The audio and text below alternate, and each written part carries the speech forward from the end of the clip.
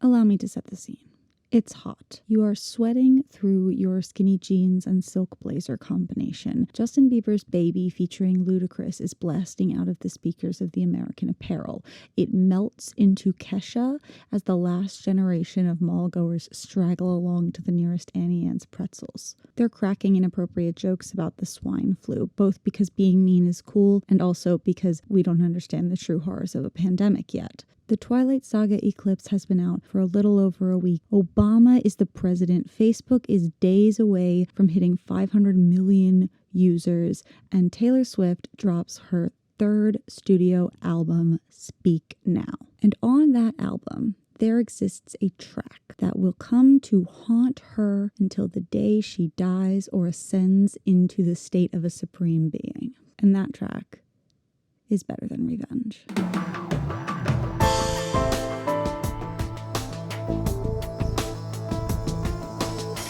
I'm not sure how I'm feeling about this angle, but don't have like a fancy tripod that I can have it hang above me. So we're dealing with this. Better Than Revenge is an interesting song, both because it is one of the more like rock heavy songs of the album and also because it is like extremely good. It's very well constructed.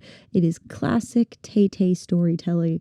It is angry and sassy and makes you want to kick a door down with your nearest pair of sharp high heels. But it's also mean.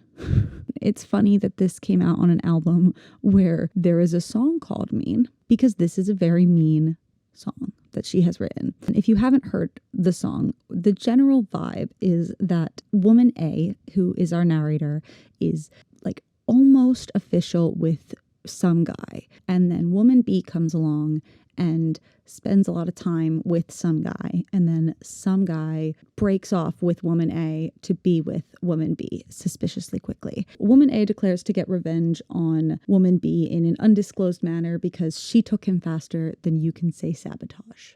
And I guess if I wanted to waste your time, I could sit here and do a deep dive into the history of internalized misogyny and feminist infighting. However, I don't think that the content of that song is half as interesting as the fact that she changed it. Part 1.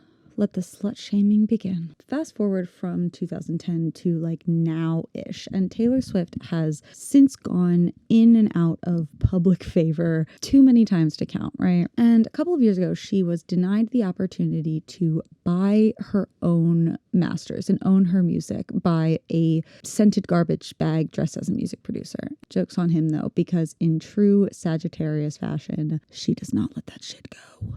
Also, fun fact, me and Taylor Swift have almost identical birth charts.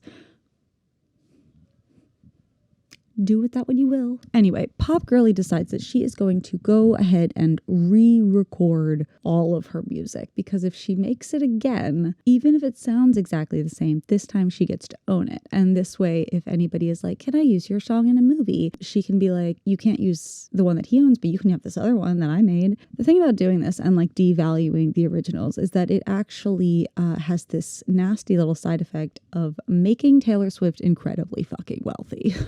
Whether you think that this re-recording process is a feminist power move or a capitalist cash grab is neither here nor there. It's probably somewhere in the middle. You can't really deny that it is brilliant and also super interesting because the goal of this re-recording process is to devalue the originals. So it is in her best interest to release music that is identical to those originals, right? So when she decides to make a change, it's a big deal and people notice. The line in question, if you have never heard the song, is she's not a saint and she's not what you think. She's an actress. She's better known for the things that she does on the mattress. Bella, she's making this so difficult. And in the 2023 re-records, the line is, she's not a saint and she's not what you think. She's an actress. He was a moth to the flame and she's holding the matches, which is objectively worse. Now, I'm not surprised that she changed the lyrics. Rest in peace. That's fine. I'll tell mine you're gay. You're gay. You're gay. You're gay. It's a slut shame. Like, it's not great. Like, I get it. However, she didn't release this as like an additional version, right? This is not like the clean version. It's not the acoustic version. It's not, parentheses, respect women version, right? It is an intended replacement for the original. And while the original is technically still out there, I do still think that this is a super weird move and really interesting and just warrants discussion about art and culture and technology and probably a little bit of feminism while we're at it. So let's do that. People are going to be so mad that I'm looking at myself and not the camera. Part 2, Toxic Savant. This video is also dedicated to this Twitter user because this post made me write this whole video. This is what made me think about this, right? Out of respect for 20-year-old Taylor Swift, Toxic Savant, I have no opinions on lyric changes made by 30-year-old Taylor Swift, t-shirt salesperson, coward. Whilst I was researching for something else, I came across this 1894 article by William Norman Guthrie, and it's on the permanence of art. And he starts by responding to something that another writer had said about like the state of poetry today and how poets are too in love with things and not poetry. And I don't know. Poets were very publicly critical of each other in the 1800s. Anyway, he writes, "Nothing but a hunger and thirst for human sympathy and appreciation superior to his appetite for things could, we believe, move such a man to create a line of true poetry." And he goes on to really propose that maybe the problem isn't necessarily that poets are in love with things instead of, poetry and life and the world, but rather how they are in love with them is the problem. But grant for a moment that a poet ought to be in love with things, and this we gladly do. A question suggests itself, an exegetical question of very great importance. In love with things as they are, or rather, as they are presented to our daily observation? Or shall it be, in love with things as we believe they have it in them to become, with things according to their apparent possibilities, rather than their often damaged actuality or arrested development? The first answer is the source of realism, the second, that of idealism in art. Do I love instant mashed potatoes because they are instant mashed potatoes? Or do I love them because those flakes have the potential to become real mashed potatoes? That is the question of the hour, folks. The question of realism versus idealism. In 2014, Taylor Swift tells The Guardian about Better Than Revenge. "I was 18 when I wrote, that's the age you are when you think someone can actually take your boyfriend. Then you grow up and realize that no one can take someone from you if they don't want to leave." Now, you guys can fight in the comments about whether or not you were mature enough at 18 to know someone can't take someone from you if they're not willing to leave. But I'm inclined to believe her, right? I'm inclined to believe her because I was a teenage girl at one point and I definitely called women sluts and whores more than I like to admit. So I get it. If you've ever seen the movie 13, Nikki Reed made this movie with Catherine Hardwicke, the director of Twilight, when she was like 14 years old. And it's really great. It's very stressful. It's very trippy. And I recommend watching it if you check like triggers and stuff first, because it is a lot. But it is very good and I do recommend it. But it is also nearly autobiographical. And Nikki Reed has come out since and said that she really regrets the way that she portrayed her family in that film and how she painted her dad as this completely absent figure when that wasn't necessarily the truth. That was just how it felt for her. And she looks back on it and thinks differently about it. She sort of regrets how she painted that picture, or rather how Catherine Hardwicke allowed her to paint that picture, because Catherine Hardwicke was significantly older than her and her father's ex,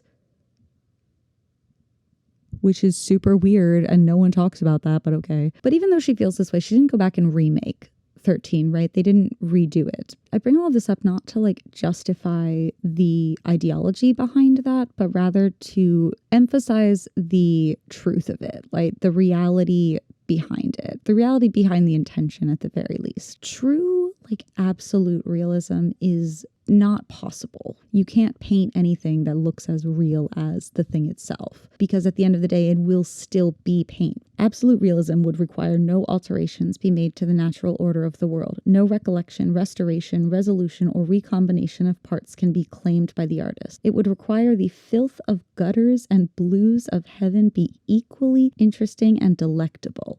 what a line. It would require that the artist, without any impertinent notions of beauty and ugliness, transcribe, unaltered, unshaded, unemphasized, what he sees, injecting into his work nothing of his own intellectual and moral self, no suggestions of a personal message to men, not the faintest impress of his presence and preference. And that's not art, right? So like, there's no such thing as true realism in that sense. So when I say that the line, she's better known for the things that she's done on the mattress, is realism, I'm not saying the line itself is true and accurate, but rather the feeling behind it, the desire, the instinct to lash out and tear other people down is real and genuine. Realism, Guthrie writes, is an exaggerated attempt to satisfy the soul's demand for truth. We want realism and we value realism because what we really want is truth. We are desperate for definitive answers and truth to know what is real and what is not. And realism in art helps to satisfy that desire, even if it is not true, like realism in the absolute sense. And I don't think that anyone would have considered this line to be any form of realism if she didn't change it, because she sacrificed realism for idealism. She took something that reflected the reality of the world that it was made in, something that satisfied our desire for truth, and replaced it with something that conforms to our current moral and societal expectations. She changed it to fit in with our current ethical climate because we don't like to slut shame anymore. Senna Christian writes in a 2004 piece called Love in a Misogynistic Society that our understanding and experience of love is organized around public, political, economic, religious, and gender ideologies. These discourses and ideologies expressed as common sense and presented as truth carry with them values, classifications, and meanings that both reflect and constitute people and the world around us. In a feminist world, we would not have discourse that encouraged girls and women to turn their love away from other girls, women, sisters, and mothers in an attempt to acquire the love of men. The version of this song that is a perfect example of what happens when we hold love and romantic relationships up like a holy grail and make women fight for them and treat romantic partnerships as the be-all, end-all and the only way to measure your worth. If you're chasing this holy grail because society tells you that you have to, that that's the only way that you're worthy, and you're so close and somebody else gets there first, even if the grail did jump towards that other thing, your first instinct is not going to be to break the grail, right? You still want it.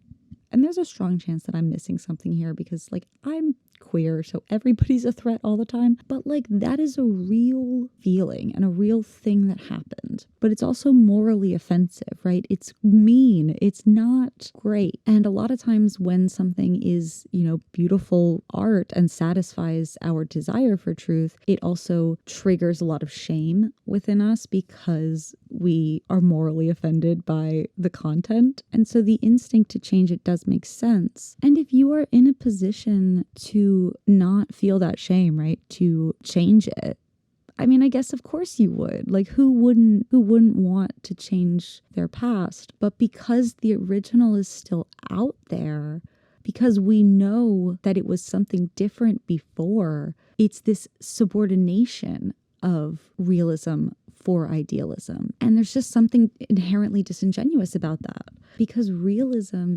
is truth. It is what satisfies our desire for truth. Subordinating it, like lowering it, right? Making it less important than idealism, choosing idealism over realism, is going to feel inherently disingenuous. Replacing the truth with a shiny new lyric about what we wish happened, it feels like a rejection of the truth in exchange for this hopeful desire, sort of wish fulfillment dreamland of he was a moth to the flame and she's holding the matches.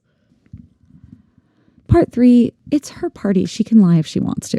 Every sane man would prefer perfect things to imperfect copies of perfect things. But of course, anything of this sort is not expected. As long as man is denizen of the earth, he will do in idea what he cannot do in fact, and he will eternize and embody his idea. When Lord George Gordon Byron was first writing and publishing his poetry, he would publish them in like small batches and send them out to like family and friends of friends and people that he kind of knew all the names of. And in one instance, in his late teens, he wrote this one particularly risque poem about one of the many women that he entangled into his mess with a capital M. And a couple people sent it back to him and were like, bro, cool it. No, no, no, no, no. That is too much, too much, too much, too much. And so later published versions of it, later meaning like a year or two, are much tamer.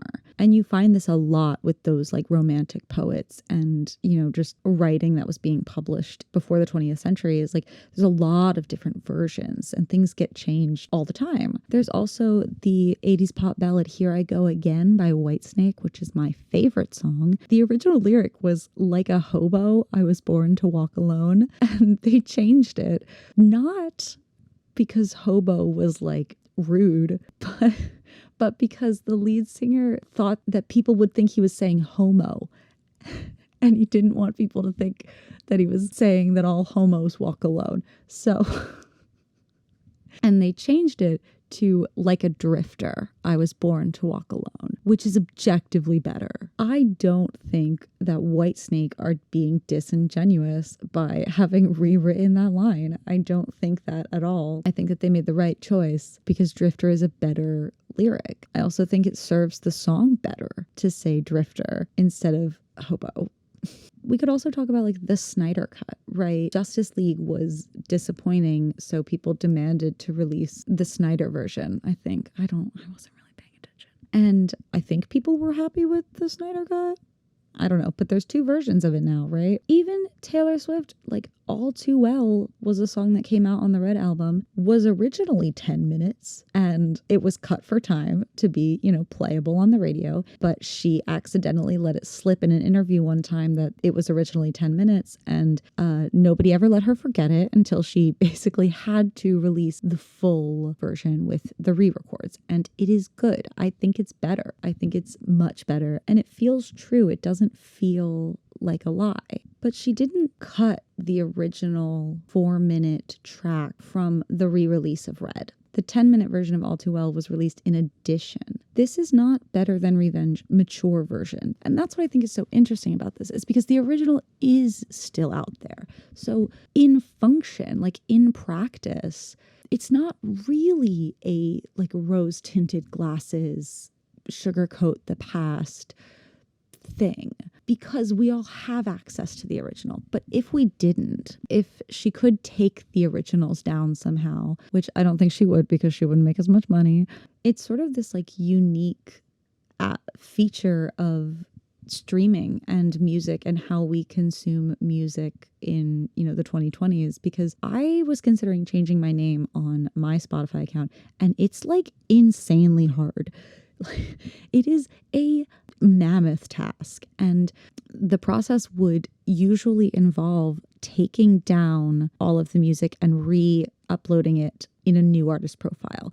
And the only way to do that without losing all of the streams is to ensure that every single ounce of the metadata is exactly the same. If anything is out of place, they won't carry over. And even if nothing is out of place, even if it is perfect, they still tell you that they can't guarantee it will carry over. She could not have gone into the original album and just changed out the lyric. I mean, she probably could have. If they're going to make an exception for anybody, it's going to be Taylor Swift. But like in spirit, she couldn't, and like we couldn't. So we are in this age where we are kind of forcing artists to preserve their work in a way that we never have. I mean, the Mona Lisa like used to have eyebrows.